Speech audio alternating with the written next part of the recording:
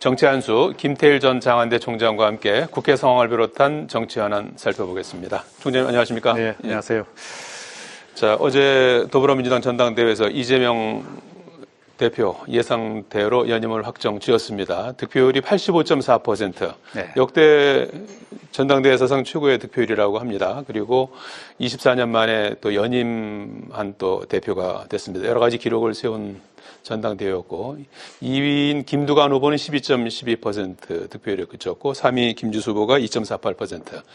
전체적으로 당대표 선거와 관련해서 좀 총평을 좀 해주신다면요. 중간에 뭐 여러 가지 크고 작은 우여곡절들도 있었습니다만 네. 한마디로 총평을 하자면 이제 이재명의 민주당이 되었다 하는 것입니다. 예. 민주당의 이재명이라고 했지 않습니까? 예. 그래서 이제 이재명의 민주당을 만들겠다 했는데 이제는 명실공히 그 기본 가치나 또 조직적 기반이나 뭐 이런 것들이 그 이재명 대표가 원하는 대로 지금 이제 세팅이 된 것이다 이렇게 볼 수가 있겠죠. 네. 그 중에 제일 이제 주목해야 될 것은 예. 이재명의 민주당이 걸고 있는 깃발입니다. 예. 이게 전당대회는 간판과 깃발을 정하는 것이거든요. 예. 이제 간판은 이제 대표진 지도부를 구성하는 것이고 깃발은 이제 강령입니다. 예. 그 당이 추구하는 목표 가치, 색깔 뭐 이런 것인데 이번에 강령 속에 이제 기본 사회라고 하는 개념이 자리를 잡았습니다. 예. 이것은 우리가 주목해야 될 대목이고 앞으로 이재명의 민주당이 어디로 갈 것인가 하는 것을 잘 우리에게 귀뜸해주는 그러한 열쇠 개념이라고 볼 수가 있습니다. 예. 뭐 이 기본 사회라는 개념을 중심으로 해서 앞으로 예. 아마 여러 가지 전략적인 프로그램들이 만들어질 것 같습니다. 예. 그 일반 국민들 입장에서 당원들은 좀 뭐 이해를 하시겠습니다만 일반 국민들 입장에서 볼 때는 이재명의 민주당이라는 거는 기존과 어떻게 달라지는 건가 하시는 분도 계실 것 같거든요. 그걸 좀 쉽게 좀 풀어주신다면요. 방금 말씀드렸던 것처럼 이제 기본 사회라는 이제 깃발을 정했다고 하는 점도 네. 민주당의 변화입니다. 예. 사실 그동안에 이재명 대표가 대선 이후로 뭔가 개별적 정책을 설명하는 데는 아주 능력이 탁월하지만 이재명이 갖고 있는 이제 큰 그림 같은 것들이 좀 부족하지 않나 이런 아쉬움을 말했는데 예. 이제 그런 것을 설정을 했습니다. 아마 이 개념을 잘 다듬어가고 또 더 이제 풍성하게 만드는 작업들이 진행이 될 텐데 예. 이게 이제 이재명의 민주당이라는 것이 가져올 변화의 첫 번째 주목할 대목이고요. 또 하나는 예. 당원 중심의 대중정당이라고 하는 키워드입니다. 예. 이것은 그동안에 민주당이 이 기반해 왔던 그런 조직 운영의 원칙을 좀 바꾼 것이라고 볼 수가 있는데 예. 이것은 뭐 그 시대적 흐름을 잘 반영하는 것이라고도 볼 수 있고요. 또 한편으로 여러 가지 우려를 또한 안고 있는 것입니다. 예. 굉장히 적극적이고 참여적인 당원들의 뜻을 정당의 의사결정에 적극적으로 반영하겠다라는 것인데 이것이 상당히 당을 역동적으로 만들 수 있다는 점은 장점이지만 예.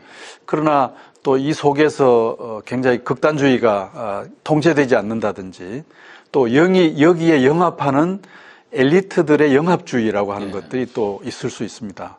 또 그다음에 이것이 당의 그 대의 체제의 수기 기능을 좀 약화시키지 않겠느냐라고 하는 우려가 있는데 뭐 그런 우려와 걱정은 저는 이유가 있는 것이라고 생각을 합니다. 그래서 이것도 새로운 변화의 한 대목으로서 우리가 주목해야 될 것이라고 봅니다. 예. 이재명의 민주당 또 당원 중심의 정당으로 바뀌어가고 있는 부분. 네. 그러나 이제 일부 우려도 있다 이제 이렇게 이제 말씀해 주셨는데요. 최고위원 경선 과정이 상당히 좀 드라마틱했다고 해야 될까요? 상당히 그 롤러코스터처럼 순위 변동이 상당히 있었지 않습니까? 김민석 후보가 이제 결국 이제 1위를 했는데 이재명 대표가 이제 방송 출연하면서 앞으로 치고 올라갔고 또 1, 2위 선두권에 있었던 정봉주 후보가 이제 순위 밖으로 몇 가지 이제 그 발언으로 명파리 세력을 척결하겠다라든지 이런 발언으로 해서 순위 밖으로 이제 밀려난 부분. 전현희 후보가 이제 권역이 간부 사망 사건과 관련해서 이제 윤석열 대통령 부부 책임론을 얘기하면서 그것도 이제 하나 이제 뭐 계기가 됐는지는 봐야겠습니다만 어떤 치고 올라갔고요. 재미있는 현상이었죠. 예, 그런 거는 어떻게 설명할 수 있겠습니까? 역시 방금 제가 말씀드렸던 것처럼 굉장히 적극적 당원이 늘어나고 예. 그분들이 중요한 의사결정의 흐름을 정한다고 하는 것의 한 반영이라고 볼 수가 있습니다. 당원들이 적극적으로 움직였다. 네. 그런데 이제 이게 두 가지 측면을 동시에 갖고 있습니다. 네. 굉장히 역동적으로 당이 이제 반응하도록 만드는 장점은 있지만 또 거기에 그 영합하는 영합주의가 생겨날 수 있어서 예.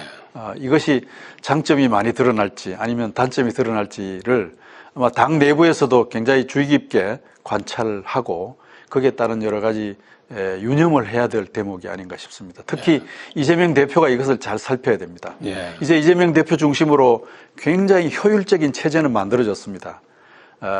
아주 또 기민하게 활동할 수 있는 그런 체제가 되었는데 예. 그러나 정당이라는 것은 관료 체제나 기업과 다른 점이 있거든요.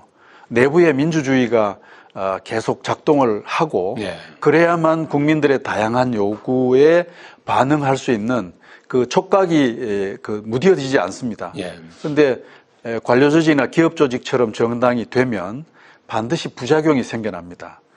단단해지는 것이 좋은 일만은 아니거든요. 단단해지면은 부서지기 쉽습니다. 네. 크리스탈화 된다고 하지 않습니까? 그래서 강해지지만 그러나 유연해지고 내부적으로 다양하고 역동적이 되어야만 정말 정당이 강해지는 것이다라고 하는 점을 아마 이재명 대표가 잘 숙지하고 있으리라고 생각을 합니다. 예, 효율적인 그런 조직이 됐지만 이제 당내 민주주의라든지 이런 부분은 앞으로 이제 어떻게 전개가 되는지 살펴볼 대목인 것 같고요. 그게 살아 있어야 정말 민주당이 강해질 수 있습니다. 네. 어제 이재명 대표가 수락연설에서 민생 정당을 여러 차례 강조를 했고요. 그리고 뭐 상속세라든지 금투세 이런 것들을 언급하면서 중도를 향한 우클릭 행보도 이어갔습니다. 어제 전당대회가 마치 대선 출정식 같다 이제 이렇게 이제 평가하는 그런 시각도 있던데 말이죠. 이제 앞으로 이재명 대표 앞에 뭐 야당 내부의 어떤 그 좀 단합을 결속을 좀 다지는 일이라든지 또 대여 관계, 윤석열 정부와의 관계 이런 부분도 중요할 것 같고 그 다음에 이제 중도층이라든지 무당층이라든지 중도 확장 전략이라든지 여러 어느 하나 좀 만만한 과제가 없을 정도인데 말이죠. 우선적으로 가장 해야 될 일은 뭐라고 보십니까? 우선에는 이제 당 내의 민주성을 좀 더 강화시키는 작업이 네. 길게 내다볼 때 중요한 출발점이라고 볼 수가 있고요. 그 다음에 대외적으로는 협치의 능력을 보여주어야 합니다. 예. 지금 이제 분할 정부라고 말하거든요. 현재 상태를. 그러니까 행정권은 윤석열 대통령이 대표하고 있고 그 다음에 입법권은 이재명 대표가 사실은 가지고 있는 거라고 예. 볼 수 있습니다. 그런데 이 협치가 잘 되지 않으면 입법권의 다수파를 형성하고 있던 이재명 대표도 뭘 했냐라고 하는 질문을 어느 시점부터 받게 될 것입니다. 예. 그래서 입법부의 다수파로서 뭔가 성과를 내야 될 강박은 이재명 대표도 동시에 지고 있다고 봅니다. 네. 지금 현재 불통 상황이 윤석열 대통령에 의해서 만들어지는 것은 너무나 분명합니다. 뭐 20몇 차례나 거부권을 행사했다고 하는 점이 네. 예사로운 점은 아니죠. 그러나 그러한 가운데서도 협치를 이끌어낼 수 있는 능력이 있는 것인가. 예. 이것이 아마 이재명 대표가 국민들에게 보여주어야 할 그러한 자신의 역량이라고 생각할 수가 있습니다. 예, 그래서 그런지 이번에 당선과 동시에 윤석열 대통령에게 영수회담을 제안했습니다.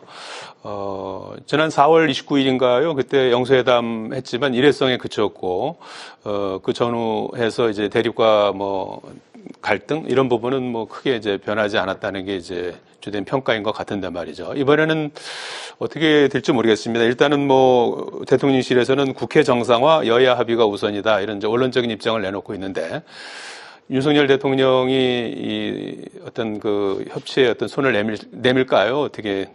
그래서 쉽지 않을 것 같습니다. 예. 일단 이재명 대표가 그런 영수회담 제안을 한 것은 참 잘한 것이라고 보는데요. 현재 윤석열 대통령의 마음이 굉장히 위축되어 있고 방어적으로 되어 있습니다.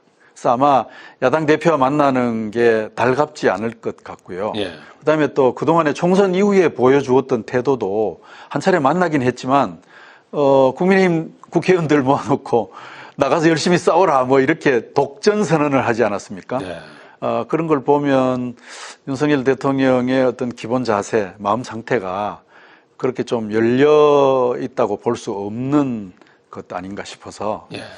실제로 성사가 되려면 네. 좀 시간이 걸리지 않겠나 이렇게 생각합니다. 예. 일단 국민의힘하고 뭔가 좀 협치의 성과를 좀 보이면서 그런 가운데 좀 윤석열 대통령이 마음을 열 수 있도록 예. 아니면 또 윤석열 대통령이 마음을 열 수밖에 없도록 만드는 그런 이제 압력을 이재명 대표가 만들어낼 수 있다면 뭐 그것도 하나의 방법이겠습니다만 예. 어떨지 좀 지켜봐야 될 것 같습니다. 그래서 그런 걸까요? 이번에 이제 대통령께도 이제 영수회담을 제안하면서 한동훈 대표하고도 이제 대화를 제의하지 않았습니까? 이 한동훈 대표와의 그 여야 대표회담은 바로 성사될 분위기입니다. 그래서 오늘 서로 왔다 갔다 한 내용을 보면 뭐 한동훈 대표도 뭐 좋다 허심탄회하게 한번 민생 문제 논의해보자 이렇게 했고 이재명 대표도 비서실장에게 이제 구체적인 어떤 실무 작업에 이제 착수하라고 지시했다 이렇게 언급을 했어요. 그래서 아마 이제 조만간 좀 적어도 회담에 어떤 준비하는 모양새는 갖춰질 것 같습니다. 최종적으로 성사될지는 좀 더 봐야 될 것 같은데 왜 그러냐면 지금 뭐 민생 문제 플러스 이제 해병대원 특검법 이 부분이 또 중요한 부분 아니겠습니까? 그래서 네. 이 부분을 언급하지 않을 수가 없을 것 같은데 일단 해병대원 특검법은 민주당에서 한동훈 표 해병대원 특검법을 수용할 의사를 밝혔지 않습니까? 그래서 거기에 대해서 한동훈 대표도 그러면 뭐 약간 좀 다른 제보 의혹, 제보 공작 의혹까지 다루면서 뭐 하자 이렇게까지 돼 있는 상태여서 요 부분과 관련해서 좀 접점이 찾아질 수 있을지가 우선 공이 왔다 갔다 하고 있는 거는 참 좋은 일입니다. 네. 이제 한동훈 대표가 시험대에 들은 것 같습니다. 이재명 대표 요청을 거부할 수 없지 않습니까? 예. 국민들이 원하고 있는 바이고 국민의 눈높이에서 반드시 필요한 일이라고 볼 수 있기 때문에 거절할 수가 없는데 문제는 이제 최상병 특검법 같은 경우에 윤 대통령하고의 관계 때문에 그 행동의 제약, 선택의 제약을 받을 수밖에 없을 겁니다.